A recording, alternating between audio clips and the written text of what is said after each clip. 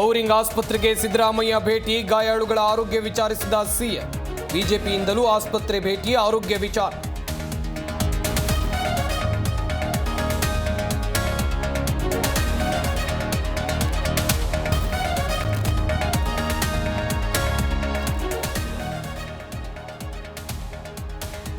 ಘಟನೆಗೆ ಪೊಲೀಸರು ಹೊಣೆಯಲ್ಲ, ಸರ್ಕಾರವೂ ಹೊಣೆಯಲ್ಲ. ನಿಯಂತ್ರಣಕ್ಕೆ ಸಿಗದ ರೀತಿ ಜನಸಾಗರ ತುಂಬಿತ್ತು.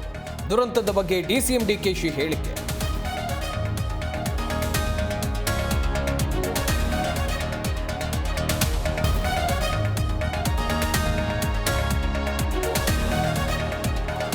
ರಾಜ್ಯ ಸರ್ಕಾರದ ವಿರುದ್ಧ ಭುಗಿಲೆದ್ದ ಆಕ್ರೋಶ, ಕಾಂಗ್ರೆಸ್ ಸರ್ಕಾರದ ಬೇಜವಾಬ್ದಾರಿತನದಿಂದ ಸಾವು.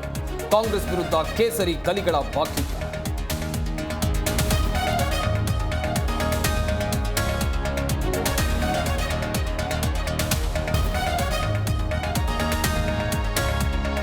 ಗೆಲುವಿನ ಸಂಭ್ರಮಕ್ಕೆ ಮುನ್ನವೇ ಮುಗ್ಧರ ಸಾವು, ಮುನ್ನೆಚ್ಚರಿಕೆ ವಹಿಸದೆ ದುರಂತಕ್ಕೆ ಕಾರಣ. ಟ್ವೀಟ್ ಮೂಲಕ ಸರ್ಕಾರದ ವಿರುದ್ಧ ಎಚ್ಡಿಕೆ ವಾಗ್ದಾಳಿ.